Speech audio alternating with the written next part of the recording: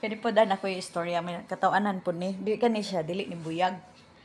Na ako'y uyuan nga akong mama kinamagulangan man ikaduha na ako ang uyuan na taga-Pagadian sila. Naa sa San Pedro Pagadian. Taga mo. Oh, diha taga inyo ha Pagadian.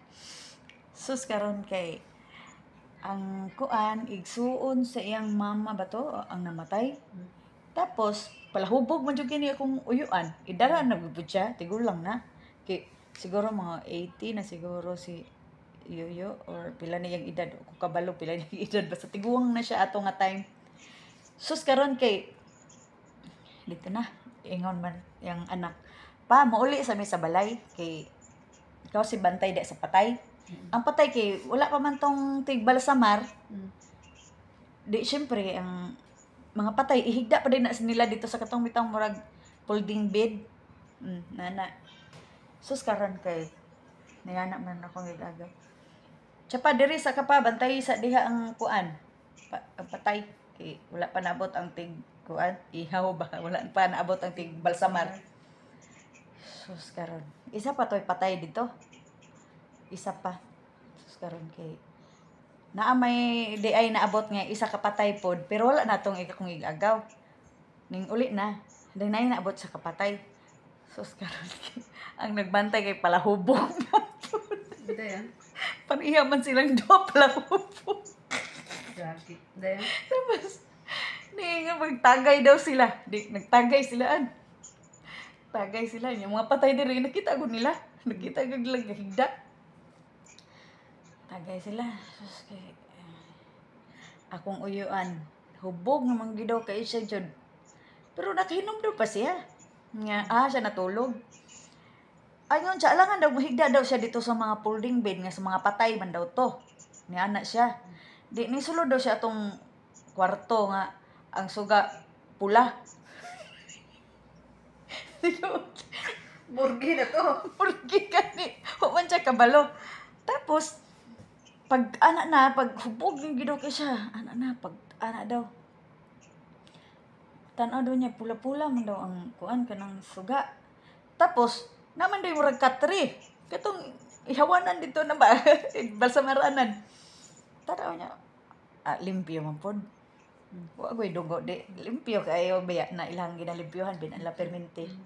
Tulog sa ditoan, nakatakilid pa siya, anak, takilid siya. Nagdahong po itong pagka alas 5 na, naabot na ang tigbalsamar. Daghan na lang patay naabot daw dito. Sus karon kay anak man daw siya. Abot dito sa kanang tigbalsamar, diretso wahing.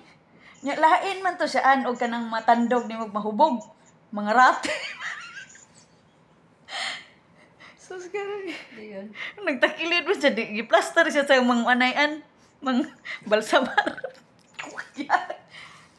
Hapakon pa din yung tigbalsamar. Dagahan na sa tigbalsamar.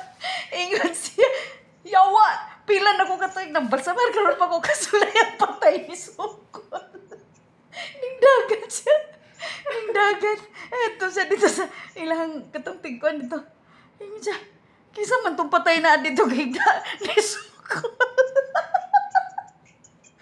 Ning-ingon man og tarong nga. Yapak man siya. Anak daw, suko daw. Siya yawa. Kisa may ambaka lagi. Hitsayati. Murag akong espiritu na wala. Dugay na dyan daw kay anak lagi siya istorya sa kay agaw. Dugay na daw kay siya nagkanang ng balsamar pero karon pag siya kasulay nga ning sukol lang patay.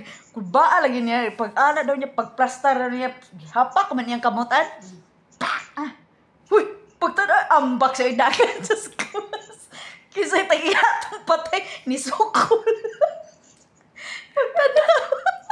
Uy, dili patay. Buhi. Pag ingon siya. Ay, dong pasensya na dyan ka dong. Abay man akong kwarto. Kwarto ni diri dong. Wa man siya ning tapad atong mga patay. Dito ninon siya sa ihawanan. Basta siya. Lagi siya. Taas pag yun kinabuhi si Papa. Tinuo dyan. Taas pag yun siya bago naman siya matay. Kita akong igagaw ng katawa. Gitong tanaw ba. Bito, Kainom dom ko ba? buang medyante kay to siya eh. Gaana mo siya tiko sa anaan. Ay, Pag siyempre giplaster gyud sa patay aw sa imbalsamar kay nagtakilin man. Ah, ingon lagi sila. May lang gani kay wala gid diretso saksak diri. Patay gyud. Matinud-an. Mga jud nato. Pagbat. Thanks for watching.